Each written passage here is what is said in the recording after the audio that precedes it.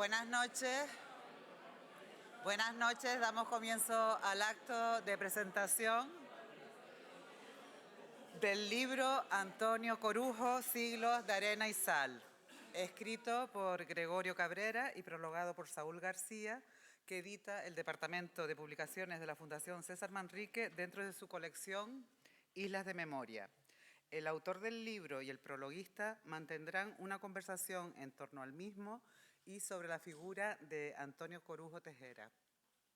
Como es bien conocido, el protagonista de la publicación, presente esta noche en la sala, destacó desde niño por su capacidad y singularidad a la hora de interpretar la tradición oral y musical de Lanzarote, con la que entró en contacto en la barbería y cantina de su padre.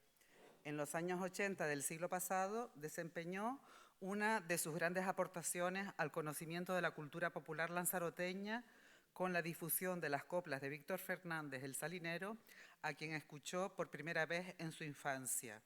Su sello está presente en varios discos y ha actuado en escenarios de Canarias, la península y el extranjero. Heredero del talento musical de su abuelo Juan Corujo Martín el Jariano y del profundo saber popular de su abuela Margarita Brito, Antonio Corujo aprendió a cantar y a bailar en el Jable durante largas veladas frente a la casa familiar en San Bartolomé. La historia del folclore insular no se entiende sin la saga de los Corujos, base de la tradicional agrupación folclórica Ajei y de los ranchos de Pascua de San Bartolomé, ni por supuesto sin la figura mayor de don Antonio, un bien de interés cultural en sí mismo. Antonio Corujo, Siglos de Arena y Sal, es el libro número 7 de la colección Islas de Memoria, que ha dedicado títulos anteriores a Guillermo Tofan, José Molina Orosa, Gabriel Fernández Martín, Miguel Pereira de Armas, Luis Morales Padrón y Pepín Ramírez. Una serie de libros destinada a rescatar la memoria de personajes o acontecimientos de Lanzarote cuya aportación desde distintos ámbitos de la cultura, la ciencia, la sociedad o la política haya contribuido a construir el imaginario colectivo de la historia contemporánea de la isla. Gregorio Cabrera Reyes es licenciado en Ciencias de la Información por la Universidad Complutense de Madrid. Ha sido redactor del periódico La Provincia y ha publicado en diversos diarios y revistas de ámbito regional y nacional. También ha sido colaborador de Cadena Ser Las Palmas, entre otras emisoras de radio, responsable de comunicación de la red de museos del Cabildo de Gran Canaria, así como del Instituto para la Gestión Integrada del Patrimonio Mundial y la Reserva de la Biosfera de Gran Canaria, además de asesor para la presidencia del Cabildo Gran Canario. Creó el periódico digital Diario Atlántida, especializado en temas medioambientales y sociales. Es redactor de los contenidos de Turismo Gran Canaria y colabora con diversos medios de comunicación y entidades sociales. En 2009, la Fundación César Manrique publicó la biografía José Molina Orosa, Luz en Tiniebla, de la que fue autor dentro de la colección Islas de Memoria. Saúl García es periodista especializado en prensa escrita. Ha publicado en medios locales, regionales y nacionales. Actualmente trabaja en Diario de Lanzarote, donde además escribe desde hace 10 años un blog de opinión de referencia en la isla, El Paseo. Una vez que concluya el encuentro entre Gregorio Cabrera y Saúl García, tomará la palabra Antonio Corujo para recitar un poema y a continuación firmar libros con el autor. La Fundación César Manrique agradece a Gregorio Cabrera y Saúl García su presencia hoy aquí, agradecimiento que es extensivo a Antonio Corujo, cuya compañía honra a nuestra institución. Tiene la palabra Saúl García.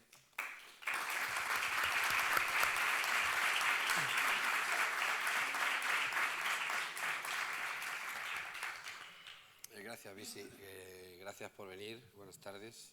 Gracias a la Fundación por organizar este acto con todo lo que supone, es decir, el libro, el encargo al autor y al protagonista y la compañía. La verdad que es un día, en fin, es un día muy, muy especial. Yo ahora me identifico un poco como el actor Pepe Isbert, que en la película Bienvenido Mr. Marshall, que era el alcalde de Villar del Río, salía al balcón y decía, como alcalde vuestro que soy, os debo una explicación. Pues yo, como prologuista del libro, les debo una explicación a ustedes de por qué hace aquí un castellano de la meseta prologando, que no diferencio una malagueña de una folía, prologando un libro de una referencia del folclore canario. La respuesta es sencilla porque quien debe saber sobre el protagonista es el autor y ya lo va a explicar él. El prologuista tiene que tener simplemente dos condiciones. Una es conocer al autor y otra leerse el texto, que no, bueno, son sencillas. Yo creo que puedo estar capacitado para las dos. Al autor lo conozco, lo voy a contar brevemente, lo conocí hace 32 años. Fue la primera persona que conocí en la Facultad de Periodismo de la Universidad Complutense de Madrid. Yo estaba un poco despistado esos primeros días, él también, a mí después se me pasó.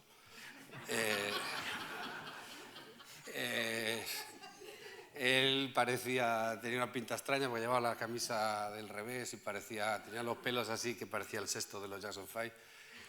Y me habló con ese acento que yo pensaba que era argentino, porque nunca había conocido un canario, ¿no? Aunque tampoco había conocido ningún argentino, pero bueno. La cuestión es que, para no aburrirles, como ustedes comprenderán, pasan mucho tiempo y muchas cosas en la vida, entre otras cosas que yo hace 22 años vine a vivir a esta isla, gracias a él. Él dice que por su culpa, y bueno, estuvimos trabajando juntos en la provincia. Yo aprendí mucho de Goyo en esa etapa en la que había redacciones en los periódicos y todo, ¿no? Qué tiempos aquellos. En fin, que la cuestión es que el prologuista lo elige el autor, así que cualquier reclamación se la tiene que hacer. Respecto a Antonio Corujo, yo, en fin, sí que he tenido la suerte de conocerlo hace años, de tratarlo en público y en privado, de disfrutar de su compañía y de la de gran parte de su familia, entre otras cosas por la amistad que tenemos con Toñín y con María, ¿no? Y yo ya entendí, en un momento ya entendí que Antonio era un artista nato. Es decir, que se puede ser un escritor sin tener nada que decir, o un poeta de ripios, o en fin, se puede ser un músico sin alma, pero también se puede ser un barbero y ser un artista, porque eso, en fin, la profesión es una cosa y el arte es otra. Y también entendí que la historia de Antonio es la historia, en definitiva, de Lanzarote, o la historia reciente de Lanzarote, porque cumple todos los pasos o los procesos que ha tenido esta isla, de la evolución del campo a la ciudad, la inmigración, etcétera, etcétera, ¿no? Este libro tiene una virtud, es que se parece al protagonista y además es coherente con la forma de ser del autor, y eso no es poco. El autor y el protagonista son contemporáneos y son compatriotas, es decir, coinciden en el espacio y coinciden en el tiempo. En cuanto al tiempo, a pesar de que se llevan más de 40 años de edad, se atenúa, es como la tierra que se achata por los polos, se atenúa porque Antonio, a pesar de que se hable siempre de la tradición, es un hombre profundamente moderno. Y Gregorio, hombre, no voy a decir que es antiguo, pero en el prólogo lo digo de otra manera. Digo que si Antonio hubiera nacido más tarde probablemente podría haber sido una estrella del rock, y que Gregorio sería feliz escribiendo bajo la luz de un quinqué a pluma y con un tintero. En fin.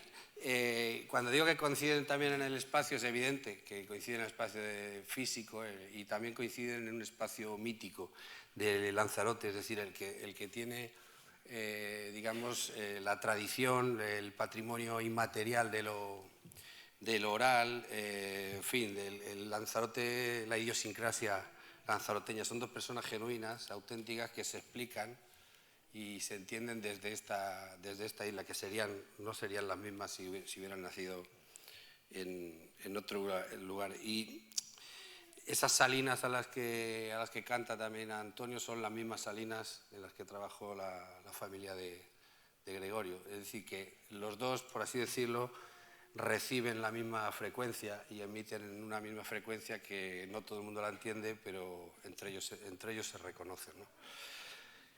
Por otra parte, el libro es un libro muy bien escrito, es un libro muy trabajado, reposado, no es un libro escrito en 2 semanas. Es un libro que tiene el lenguaje adecuado, el ritmo y el tono. Lo del tono es una cosa difícil de explicar, pero fácil de entender, que igual se entiende mejor leyendo un pequeño fragmento. Cuando Gregorio cuenta cómo Antonio conoce al memorioso, locuaz y corajudo Gregorio Cáceres, y dice: viene a camello desde Yaiza, según ha oído decir, con una tonga de espinos y codesos, para leña, o de tabaibas, aulagas y cualquier hierba seca, si es que no había otra cosa para alimentar el fuego de las casas, del horno de pan de Gervasio o de la tonelería de Maestro Felipe, que cepilla y trata las barricas de ron que vienen de América para que no se desbaraten. Ya ven ustedes de lo que les estoy hablando. Gregorio, aunque es un periodista y es narrador, en realidad trabaja casi más como un poeta, es decir, busca la palabra exacta para la frase idónea y con el ritmo y la musicalidad que tiene que tener el texto. Él probablemente lo explica de forma también más poética, como que se sienta y las palabras le empiezan a revolotear y algunas se posan, pero en realidad hay que trabajar mucho. Antes les hablaba de su despiste, probablemente cuando aparca el coche no lo encuentra, pero la palabra sí la encuentra. La palabra, si hablamos de palabras, se encuentra la palabra adecuada. Como les digo, que a pesar de que Gregorio es periodista, le interesa más el pasado que el presente. Y digamos que tiene esa forma de escribir un poco, como se puede decir, del periodismo subjetivista o de lo que se llamó el nuevo periodismo, que ya no tiene nada de nuevo, pero eso no quiere decir que no sea riguroso con los hechos. Lo que pasa es que siempre tiene que buscar el contexto de aquello que describe y se fija la mayoría de las veces más en los márgenes o en los detalles que en el hecho principal, que al fin y al cabo los detalles es lo que nos define, ¿no? Y como muestra un botón, por ejemplo, dice: y el muchacho vuelca con mimo un poco más del vino que traen a camello desde la casa de Carrasco en la Florida, amarillito como la paja, que llega turbio, aunque luego se reposa y queda claro al par de días. En fin, es satisfactorio ver que las personas con las que uno ha ido creciendo evolucionan y no involucionan, es decir, que van aumentando sus virtudes y limando sus defectos, y eso en este libro Gregorio lo ha conseguido con creces y ha escrito con maestría, porque sabe la tierra que pisa, y no solo la tierra sino el resto de los elementos que a él le gustan mucho, el viento, el mar, la lava y todas esas cosas que lo definen. Finalmente, lo que yo he entendido de la lectura del libro, de la importancia de Antonio, más allá de la importancia que tiene todo ser humano para aquellos que lo quieren, ¿no?, es que sí es depositario de la tradición, pero la sabe llevar a su terreno, la transforma y la hace suya. Y tiene esa vocación, además, de difundirla y de transmitirla. Finalmente, quería terminar solo con dos peticiones. Una es que se sigan haciendo este tipo de libros. Supongo que la Fundación seguirá haciéndolo, pero también estaría bien que lo hicieran otras instituciones públicas y privadas, porque Lanzarote es una isla que ha cambiado muy rápidamente y tiende a la desmemoria. Entonces, no está mal que se hagan este tipo de libros. Y otra es que en esta isla se homenajea muy mal. Hay ejemplos recientes y otros no tanto. Hace tiempo se dijo que se iba a nombrar hijo predilecto de la isla Antonio Corujo, y finalmente no se ha terminado ese homenaje, y a quien corresponda pues no estaría mal que lo terminara. Para terminar, me gustaría acabar con un pequeño poema. Bueno, es un poema más largo, pero yo solo voy a leer 2 estrofas, de Pedro Lezcano, que está dedicado al grupo Mestizay, pero que yo creo que le viene al pelo a Antonio Corujo, y dice, entre medias dice: de ustedes es la canción de la que yo soy un eco, al pueblo van mis palabras porque vinieron del pueblo. Y termina así: nada queda de los hombres si no es palabra en el viento, si no es voz en la memoria, si no es música en el tiempo.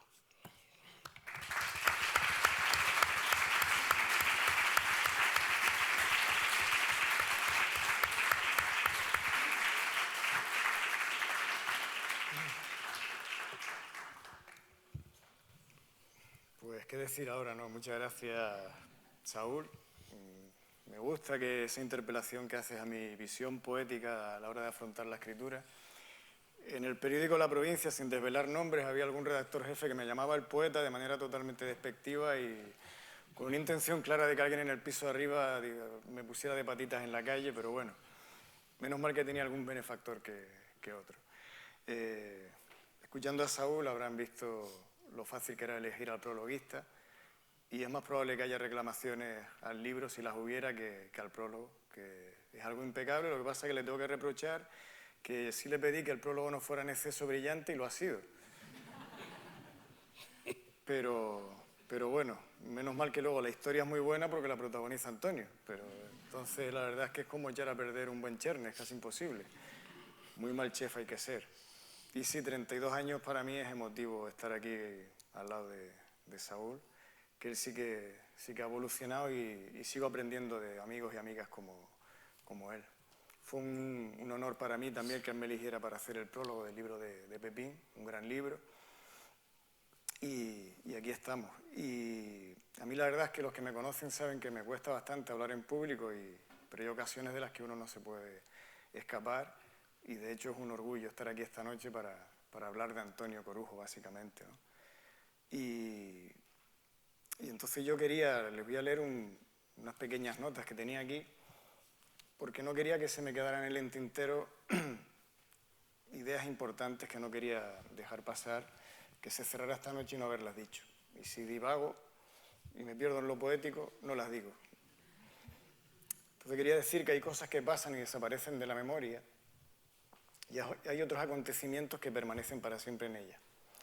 Yo fui uno de aquellos niños y niñas, Antonio, que estando un día en clase nos dijeron: al día siguiente va a venir un señor y para hablar algo del salinero. Pero nuestra imaginación infantil rápidamente pasó a otra cosa. Pero bueno, al día siguiente resultó que el señor era don Antonio Corujo, y lo primero que entró por la puerta de clase fue una enorme sonrisa. Porque Antonio, como dijo una niña una vez, es el hombre que sonríe con los ojos. Cualquiera que lo conozca lo sabe que es así. Caso que nos saludó, desenfundó el timple y empezó a entonar las coplas de Víctor Fernández, El salinero. Al poco sacó de su bolsillo las lapas, las hizo chocar entre ellas y ya nos quedamos absolutamente embobados y embobadas. Y el eco de ese timple, de esas lapas y de esas coplas ya resonó para siempre en nuestro interior. Pero más allá de eso, a mí personalmente me quedó la impresión de haber asistido no solo a una interpretación musical. Aquel hombre de la sonrisa infinita se plantó ante un puñado de escolares con la misma pasión que si lo hubiera hecho ante el más prestigioso teatro. Nos entregó su arte, su verdad, su conocimiento. Y es lo que ha hecho toda su vida. Por eso nadie que haya escuchado a Antonio ha podido olvidarlo. Y por eso el arte de Antonio forma parte de las cosas que sedimentan en nuestro recuerdo. Y precisamente por eso considero que es arte.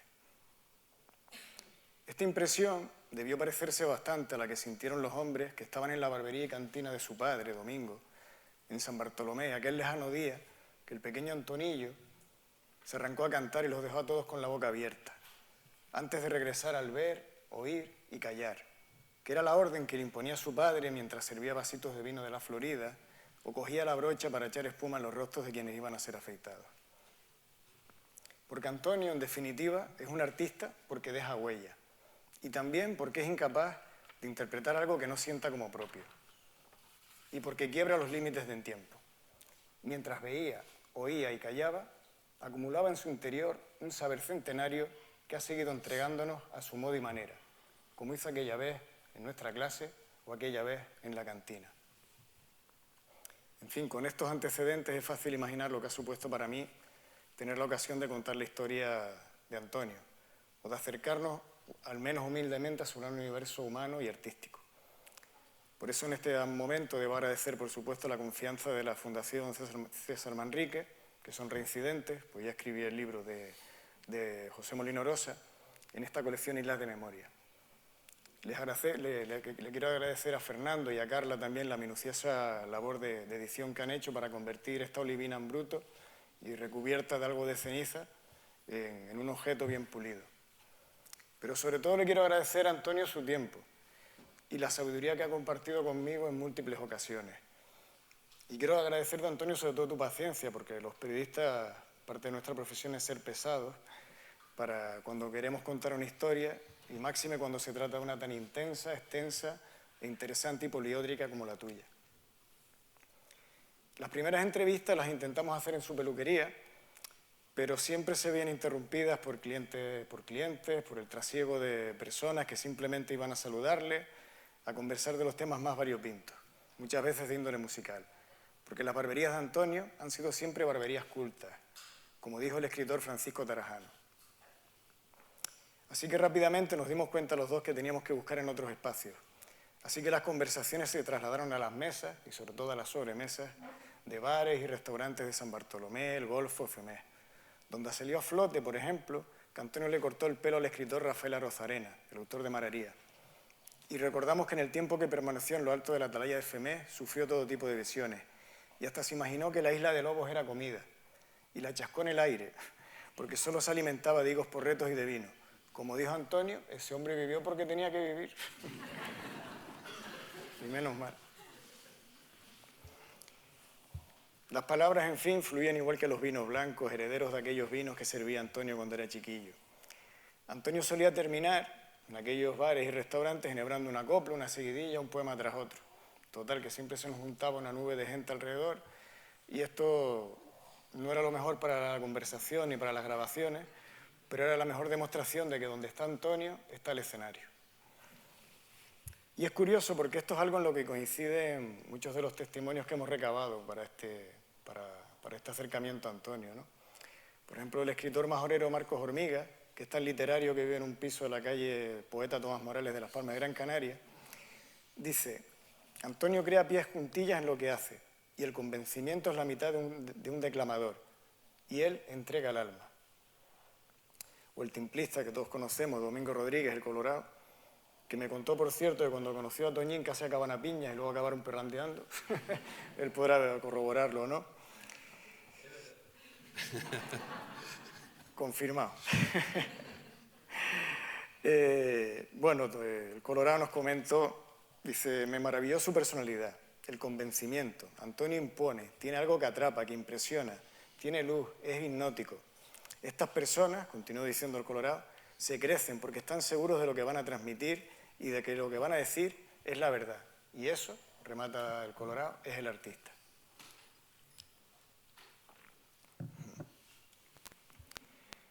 Hablar con Antonio y contar su historia es como entrar en un túnel del tiempo. Aquí ya nos podemos a lo mejor un poco poéticos, pero sabrán disculparme. Este pasadizo nos lleva, por ejemplo, al momento en el que Antonio observaba a los campesinos cantando mientras araban a camello. Hay quien cree, como lo hacen algunos corujos, que los andares del camello y el ritmo de la música que se hace en el interior de Lanzarote guardan una estrecha relación. Y el simple hecho de que lo piensen define hasta qué punto están vinculados al territorio que pisan. Y el territorio que han pisado es sobre todo el Jable. Quizá no lo hayamos pensado bien, pero el Jable es un paisaje que cambia, que se mueve bajo nuestros pies, que nunca es igual y que está transitado por dunas que se desplazan sigilosas. Es el paisaje en el que han escrito su historia tantas y tantas familias como los corujos. Quizá por eso, y esto es una intuición o una especulación, son personas que saben adaptarse a los tiempos y que saben amoldarse como el camello al terreno por el que pisan. En una isla donde la tierra se mueve y que es también un muestrario de cicatrices recientes causadas por el fuego, se difuminan de algún modo los límites entre la realidad y la imaginación. El mismo Antonio parece anclado en ese territorio difuso, repleto de espejismo entre lo real y lo irreal. La verdad es que si no existiera un Antonio, habría que escribirlo. Por fortuna existe y solo ha sido preciso escribir esta biografía.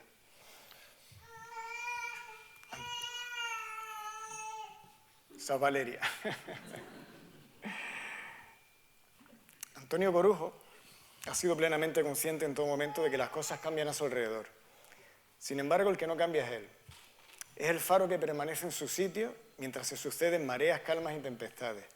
Es esa palmera que se comba pero que no se rompe. Y es también ese junco fuerte y protector. Por eso ha sido una referencia para quien la ha rodeado. Y lo dice él mismo. Dice Antonio, me dijo textualmente en una de esas conversaciones: yo soy libre, me siento libre. Le agradezco a mi padre el que me haya enseñado a ser barbero. Solo tengo el compromiso del momento. Los corujos siempre buscamos la manera de independizarnos. En definitiva, este recorrido por la vida de Antonio nos lleva por un territorio cierto y documentado, pero que es a la vez un paisaje mítico, habitado por poetas, hierberas, salineras o tenores, y en cuyo centro, como una pirámide, se erige la montaña Mina, y muy cerca los restos del aljibe de Juan Leal, primer alcalde de San Antonio de Texas. Pero también están los carteles de neón de la vieja Caracas, las calles sin luces ni alcantarillado del antiguo Arrecife, o los pueblos y hogares de las parrandas sin final. Se escuchan timples, bandurrias, seguidillas, el rumor de las tertulias y siempre de fondo el aleteo metálico de unas tijeras recortándolo todo para guardarlo en la gaveta o en el bolsillo, junto a las lapas. Antonio es a su manera una duna en la que confluyen siglos de arena. Es depositario del legado de su familia, como es el caso de su abuelo Juan el Jariano, del que habló antes Bisi, dueño de una ovejada y una suerte de trovador que emocionaba a todo el mundo cada vez que cantaba. También de su abuela, Margarita, que acumulaba tanta y tanta sabiduría popular y que le marcaba el ritmo a su marido mientras tostaba el millo en el caldero de hierro. Y esto supone otra muestra de esa fusión entre la vida y el arte de los corujos. Hemos hablado de la arena, pero ese túnel del tiempo llega también hasta las salinas de Janubio, el espacio por excelencia de Víctor Fernández. Por eso esta biografía, no en vano, lleva el subtítulo de Siglos de arena y sal. Esas salinas resultan cegadoras. Por eso hace falta brillar mucho para resplandecer más que la sal bajo el sol, como hizo el salinero. Son coplas que denunciaron las desigualdades sociales de la época, así que no es raro que encontraran el mejor eco posible en Antonio Corujo, que como ya sabemos, no le presta su voz a nada que no encierre un significado. De hecho, dice que él encontró al Quijote en las coplas de Víctor Fernández. En este sentido, y ahora que estamos en la sala José Saramago, podemos recordar que el escritor portugués escribió: «No recuerdo haber escrito una sola palabra que estuviera en contradicción con mis convicciones». Y añadió: «A la hora de escribir, estoy expresando la totalidad de la persona que soy». Del mismo modo, no creo que haya salido jamás de Antonio ni una sola nota que él no sienta de verdad. Es el mismo motivo por el que Antonio se trajo en la maleta de Venezuela los cantos de los llaneros, como los de Martínez Arteaga, impregnados también de denuncia social. Este túnel del tiempo del que hablábamos atraviesa varios episodios de la historia de Lanzarote, incluidas la sequía, los avatares de la guerra, la posguerra, la inmigración a América o el auge turístico. Pero que nadie se confunda, porque Antonio siempre ha vivido en el presente, aunque lo haga desde la defensa de la tradición. Prueba de ello es que algunos de los proyectos musicales más innovadores que han tenido lugar en las últimas décadas en Canarias han contado con su colaboración, porque las lapas y la voz de Antonio suenan igual de creíbles en una parranda en Tao que ante el mayor auditorio entre timples electrificados, ordenadores y proyectores. También resulta curioso de qué modo va dando vueltas todo en la vida, hasta que al final se anudan todos los cabos, incluso los que parecían que iban a quedar sueltos para siempre. Les comentaba antes que habíamos presentado aquí el libro de José Molino Rosa, que encabezaba entonces con una frase de William Faulkner: «El pasado nunca muere, ni tan siquiera es pasado». Del mismo modo, yo creo que personas como Antonio nos demuestran que existe un hilo conductor entre el ayer y el presente que jamás debemos perder de vista. Pero no como un ejercicio de nostalgia, sino porque tirar de este hilo invisible nos hará ver el presente y el futuro de una manera más clara y diferenciar lo que es un legado de lo que es simplemente un lastre.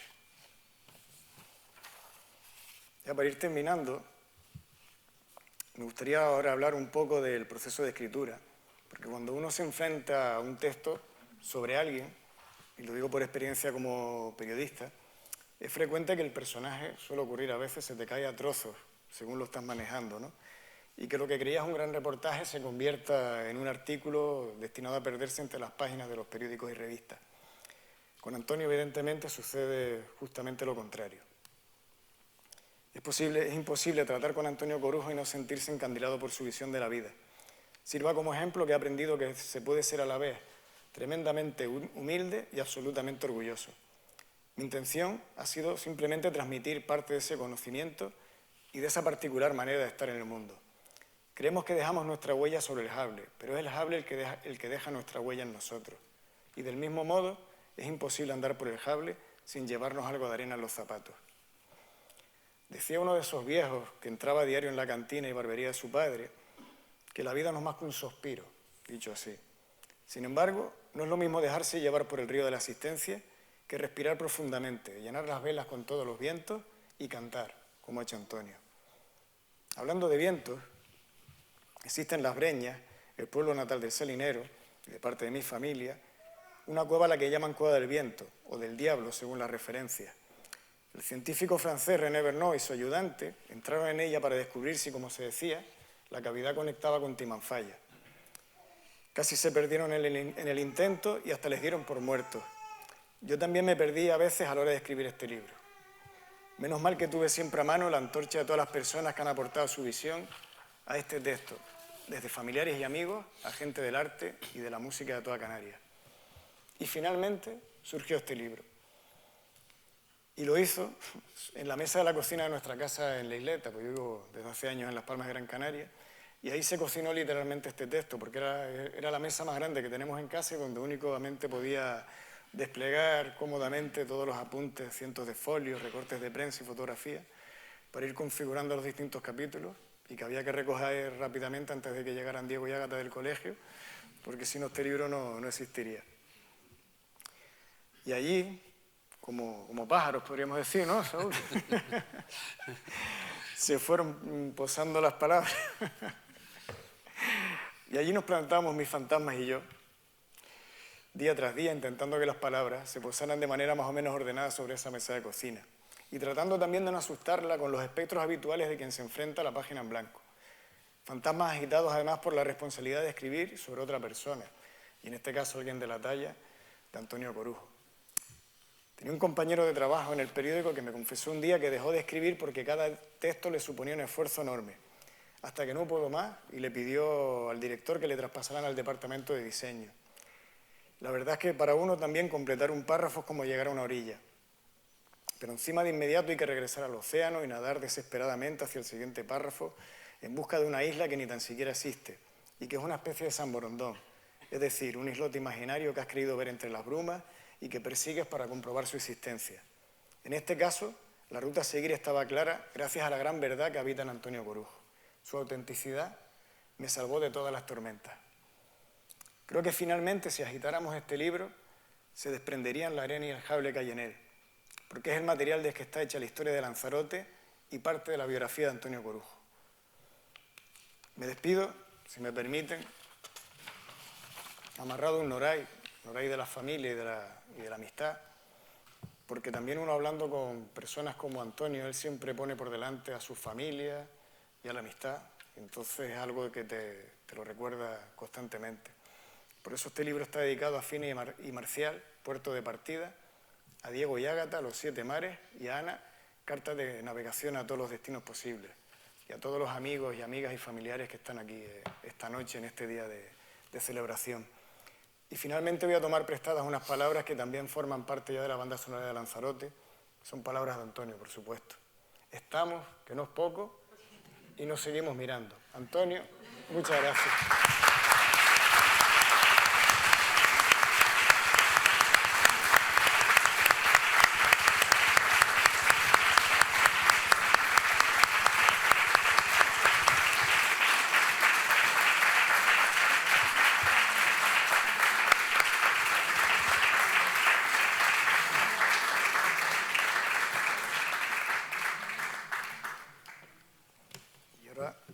Creo que podemos tener la ocasión de que don Antonio nos regale un momento con sus palabras.